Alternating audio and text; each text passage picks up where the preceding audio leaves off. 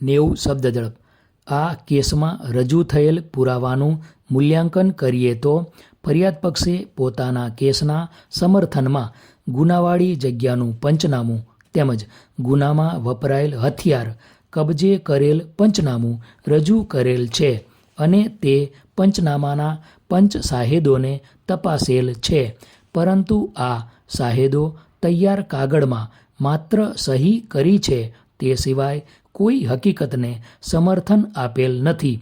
વિદ્વાન public prosecutor દ્વારા બંને સાહેદોની ઉલટ તપાસ હાથ ધરાયેલ છે, પરંતુ તેમની રૂબરૂમાં મુદ્દામાલ કબજે કર્યો હોય તેવી હકીકતનો ઇનકાર કરેલ છે.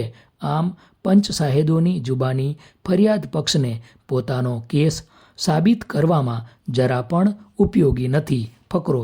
ફરિયાદ પક્ષે પોતાના કેસના સમર્થનમાં ફરિયાદીના ભાઈને તપાસેલ છે. તેઓ પોતાની જુબાનીમાં જણાવે છે કે સને 2008માં આ બનાવ બન્યો હતો, પરંતુ બનાવમાં શું બન્યું હતું તે અંગે પોતે કશું જાણતા નથી. આ સાહેદની જુબાનીમાં ફરિયાદ પક્ષને ફળદાયી બને તેવી કોઈ હકીકત રેકર્ડ પર આવેલ નથી. ફકરો. ફરિયાદ પક્ષે પોતાના કેસના સમર્થનમાં ફરિયાદીને તપાસેલ છે. તેઓ પોતાની જુબાનીમાં જણાવે છે કે બનાવ આશરે 15 વર્ષ પહેલાં બન્યો હતો. હું મારા ઘરેથી વસ્તુ લેવા માટે બહાર નીકળ્યો હતો. તે વખતે રસ્તામાં જતો હતો ત્યારે 2 અજાણ્યા ઈસમો આવેલા અને મારા બંને હાથ પકડી લીધેલા અને મારી પીઠ પાછળ ગરદનના ભાગે એક ઘા મારી દીધેલ, જેથી મને ચક્કર આવતા હું બેભાન થઈને ઢળી પડ્યો હતો.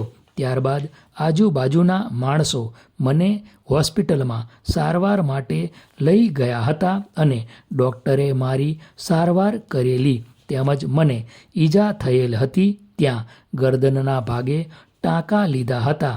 હું આરોપીઓને ઓળખતો નથી. ફકરો. આમ ફરિયાદી કે જેઓ પોતે ઈજા પામનાર છે તેમની જુબાની જોતા 2 અજાણ્યા વ્યક્તિઓએ તેમને પકડી લીધેલ અને ગરદનના ભાગે ગંભીર ઈજા પહોંચાડેલી, જેથી તેઓ બેભાન થઈ ગયા તેવું જણાવે છે, પરંતુ આ ઈજા કોણે પહોંચાડી તે અંગે કોઈ સ્પષ્ટતા કરતા નથી.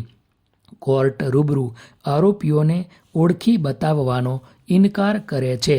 આમ મુખ્ય સાક્ષી ગણી શકાય તેવા ફરિયાદી જેઓ પોતે ઈજા પામનાર છે તે મહત્ત્વના સાહેદની જુબાનીથી પણ ફરિયાદ પક્ષનો કેસ સાબિત થઈ શકે તેમ નથી. ફકરો. ફરિયાદ પક્ષ દ્વારા પોલીસ અધિકારીને તપાસવામાં આવેલ છે. તેમની જુબાની જોઈએ તો તેમણે બાતમી આધારે આરોપીઓની ધરપકડ કરેલ છે અને ટ્રાન્સફર વોરંટ આધારે પોલીસ સ્ટેશનને આરોપીનો કબજો સોંપેલ છે. તે સિવાય આરોપી આ ગુનામાં કઈ રીતે સંડોવાયેલ છે તેવી કોઈ સ્પષ્ટતા તેમની જુબાનીમાં કરતા નથી. ફરિયાદમાં આરોપીનું નામ દર્શાવેલ ન હોય તેવા સંજોગોમાં આરોપીને આરોપ સાથે કઈ રીતે સાંકળવામાં આવ્યા, કયા પુરાવા તપાસ દરમિયાન પ્રાપ્ત થયા, જેના આધારે આરોપી વિરુદ્ધ ચાર્જશીટ દાખલ કરવામાં આવ્યું, તેની સ્પષ્ટતા કરતો કોઈ પુરાવો રેકર્ડ પર આવેલ નથી.